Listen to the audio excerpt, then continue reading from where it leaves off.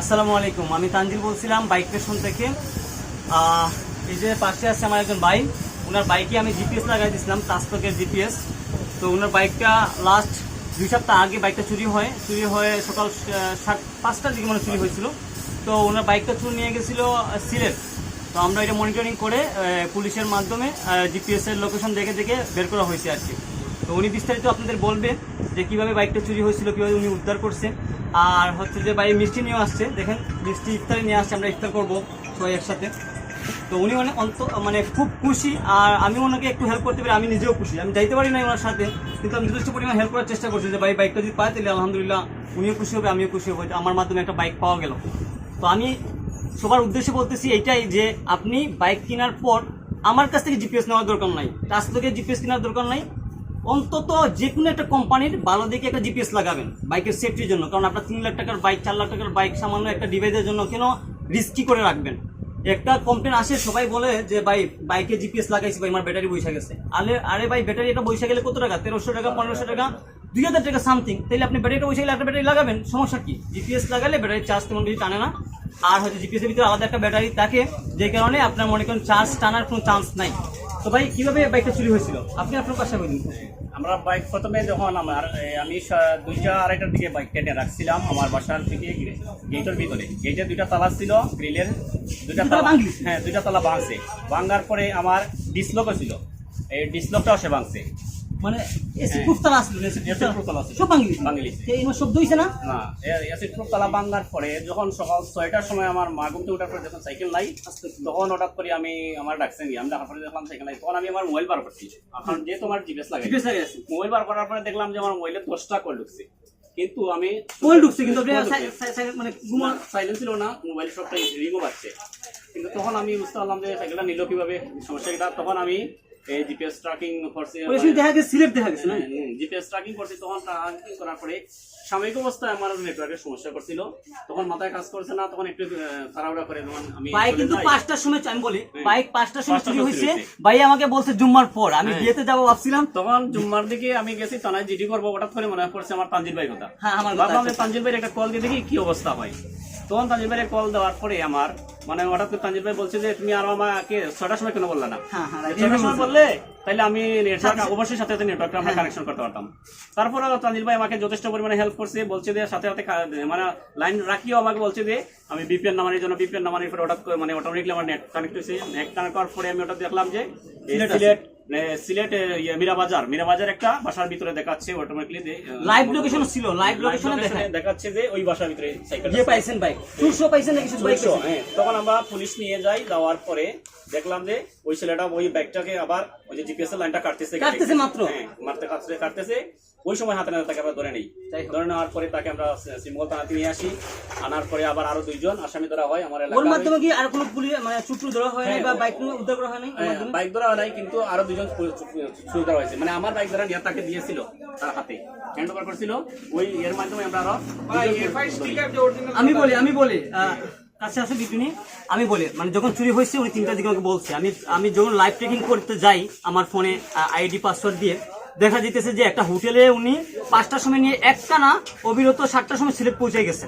সিলেট পৌঁছে যাওয়ার পর একটা হোটেলে থাকার পর জুম্মার পর আরেকটা আস্থানায় গেছে ও।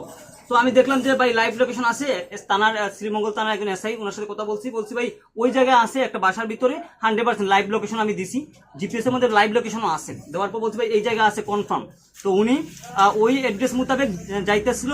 যখন দেখি আমি যে যাওয়ার ঠিক 20 মিনিট আগে অবিরত কল আসতেছিল। আমি বললাম ভাই একটু তাড়াতাড়ি যাওয়ার ট্রাই করেন, কারণ দেখা গেছে জিপিএস এর লাইন খুলতেছে। জিপিএস এর লাইন খুললে জিপিএস এর মধ্যে অ্যালার্ম আসে। জিপিএস এর যখন ব্যাটারি থেকে লাইন খুলবে ব্যাটারি ভোল্টেজ 0 চলে আসবে। ব্যাটারি ভোল্টেজ 12 ভোল্ট না থাকার পর 0 চলে আসবে, তখন বোঝা যায় যে লাইনটা খুলে ফেলছে। কিন্তু জিপিএস কিন্তু আমরা ট্যাঙ্কের ভিতরে ঢুকাই দিই বেশিরভাগ, বা একটু সেফটি জায়গায় দিয়ে দিই, যে কারণে বুঝতে পারে জিপিএস লাগানো বাইকে। তো সব মিলায়া বাইক অবশেষে উদ্ধার হয়েছে। বাইক খুশি, আমি খুশি। আজকে ভাই থানা থেকে বাইক আনছে, পুলিশের কাছে ছিল বাইক এতদিন, থানা থেকে আনছে। আমরা আপনাদের সবাইকে বাইক দেখাবো।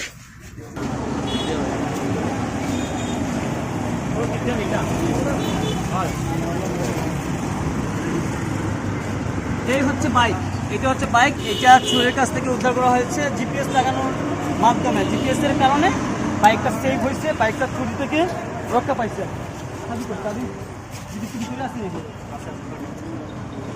জিপিএস ট্যাঙ্কির ভিতরে কিন্তু নর্মালি আমরা জিপিএস লাগাই দিলে সিটের নিচে লাগাই দিই, বেশিরভাগ চেষ্টা করি যে ট্যাঙ্কির ভিতরে লাগানোর জন্য, আমার কথাটাই বলি। তো সবাই চেষ্টা করবেন জিপিএস লাগালে একটা ভালো একটা সেফ জায়গায় বা একটা ইম্পর্টেন্ট যেতে যে কোনো কেউ বের করতে না পারে সেই জায়গায় লাগানোর চেষ্টা করবেন।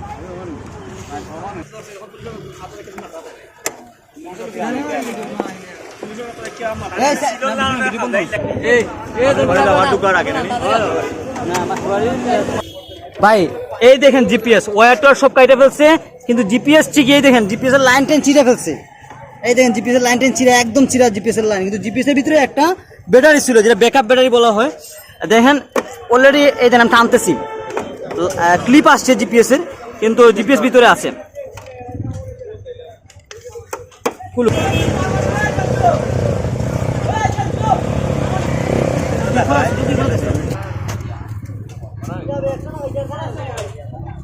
আমরা জিপিএস বের করতেছি, এই দেখেন ডিভাইস আমরা এমনভাবে ট্যাঙ্কির ভিতরে ঢুকাই দিচ্ছি যে লাইন পাবে চুরে, কিন্তু ডিভাইস পাবে না।